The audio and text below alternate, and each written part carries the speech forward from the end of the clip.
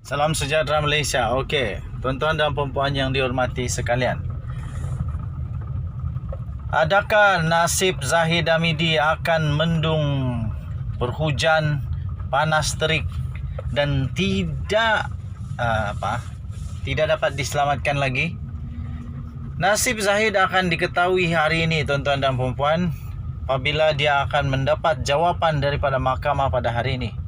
Namun peramal-peramal mahkamah netizen beranggapan bahawa pada hari ini kemungkinan besar Zahid Hamidi akan kalah teruk di mahkamah dan dia akan diarahkan untuk membela diri.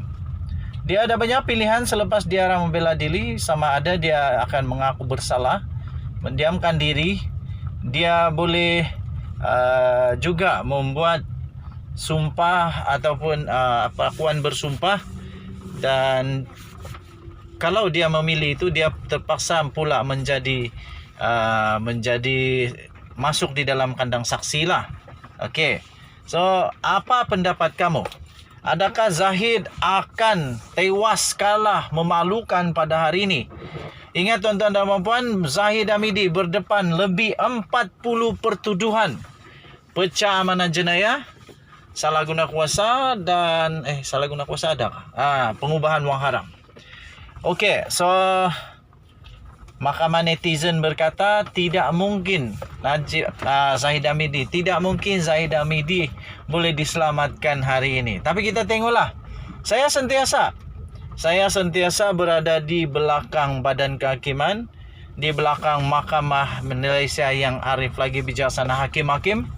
Sekiranya beliau didapati bersalah, bersalahlah. Sekiranya beliau tidak didapati bersalah, tahniah diucapkan. Saya tak apa-apa, tak ada apa-apa pun kesan kepada saya. Sebab Zahid bukan pakcik saya, bukan juga saudara saya, jauh sekali jiran rumah saya.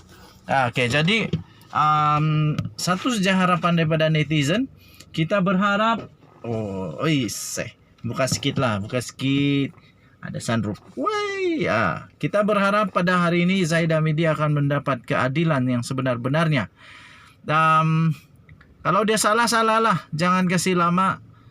Kalau dia betul, kalau dia benar dan tidak bersalah pun, jangan kasih lama. Lama sudah saya tidak pakai sunroof saya. Syukurlah kerana ada kereta yang begini. Yang penting saya tidak curi duit. Saya tidak curi duit. Saya tidak juga songlap wang negara. Tak pecah amanah negara. Okey, yang pasti saya kumpul duit pelan-pelan, buat kerja yang betul, akhirnya dapat wang untuk beli kereta. Jangan kamu tiru, jangan kamu tiru dengan beberapa orang yang sudah masuk penjara. Seperti contoh dia Najib lah. Najib Razak sudah masuk penjara. Nak kata apa lagi? Dulu saya pun risau jugalah nak kata Najib ni banduan, tapi sekarang nak risau apa lagi, memang sudah banduan masuk penjara dan tak tahu berapa lama dia akan keluar lah. Okey, so apa pendapat kamu? Kamu boleh isi di ruangan komen. Adakah Zahid Hamidi akan kalah teruk pada hari ini? Penentuannya hari ini, tuan-tuan dan puan-puan. Denyut nadi suara rakyat terus bergema di channel ini. Saya jangkakan keputusan akan diumumkan lebih kurang pukul 9.30 atau pukul 10.30 pagi.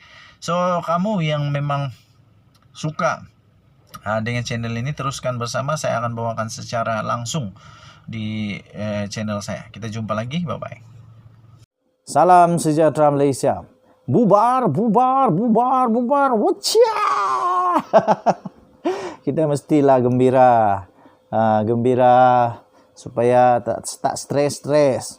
Macam ada orang terlalu stres, sampai mau bubar pun stres, tidak bubar pun stres, segala-gala mau di stres. Tenang, tabah, sabar. Okey. Daripada sabudin.com.net. 17 September 2022. Tulisannya, di bawah ini saya kongsikan tulisan seseorang yang saya baca dalam media sosial. Sebaik saja berakhirnya Konvensyen Pemuda BN di Stadium Titiwangsa petang tadi. Hati kita ini baik, mudah berbolak-balik, mudah terbuai emosi. mengenang perkara-perkara yang lepas. Kadang-kadang masa orang itu ada, macam-macam kita mengata. Ada saja yang tak berkenan di hati kita. Bila orang dah tiada, mulalah kita sedar baiknya dia.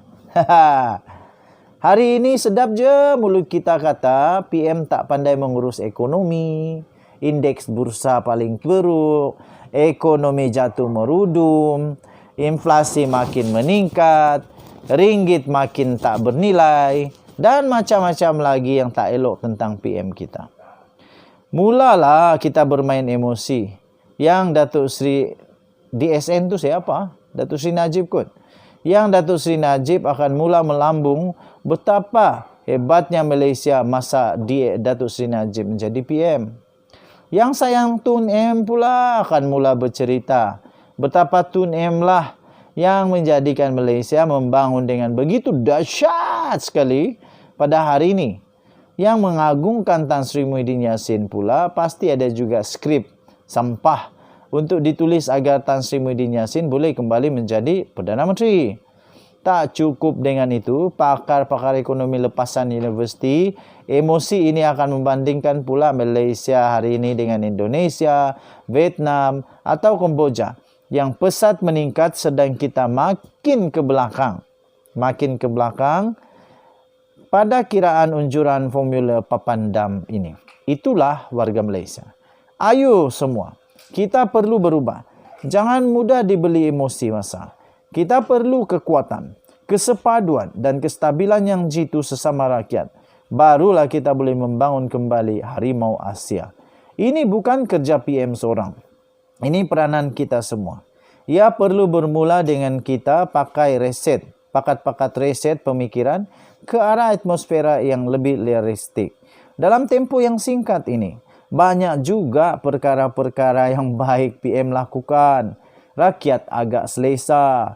Segala macam skim bantuan, subsidi, geran dan bantuan tunai yang PM usaha dan berikan untuk menggerak ekonomi negara dan mengawal kenaikan harga keperluan asas. Selemah mana pun orang kata PM kita ini, dia tidak lemah dalam membantu rakyat yang memerlukan. Biasanya orang yang lemah, dia akan menggunakan waktu yang ada untuk memperkayakan diri sendiri, kaum keluarga, kroni, atau penyokong tegarnya sahaja dari sibuk memikir untuk membantu rakyat. Rakyat boleh tulis senarai panjang kekayaan keluarga kroni Tun M, Datuk Seri Najib, Tan Sri Muhyiddin Yassin, namun rakyat tidak ada satu pun nama yang boleh kita kaitkan dengan melombong kekayaan zaman Datuk Seri Ismail Sabri menjadi Perdana Menteri. Kesimpulannya, yang mengata macam-macam tentang PM itu mungkin kerana biasa dapat projek dengan toke-toke dulu.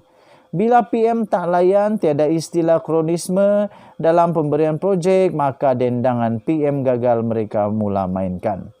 Harapan mereka toke-toke lama akan dikembalikan ke puncak kuasa agar koridor kekayaan mereka boleh bagi-bagikan kembali. Itu saja.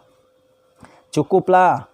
Rakyat dah muak dengan amalan menjarah hasil negara ini. Rakyat mahu pemimpin macam PM hari ini. Tidak banyak bercakap, kurang berkonfrontasi, berpolitik melangkaui sempadan perbezaan, mewujudkan perdamaian dan sentiasa mengutamakan kepentingan rakyat dari merompak tabung negara seperti PM dulu-dulu. Wah, soalan memang cepu emas. Bubarlah seperti yang dilakukan di Stadium Titiwangsa oleh lebih 10,000 pemuda BN petang tadi. Nescaya PM Ismail Sabri akan lebih kuat selepas PM 2015. Jangan mimpi selepas bubar, PM-PM lama akan boleh kembali. Ditulis oleh Harimau Hitam, Subang Airport, 17 September pukul 7.38 malam. Saya terima dokumen ini diterbitkan di sabudin.com.net. Banyak yang memang hebat. Denyut nadi suara rakyat bergema di channel ini. Bye-bye.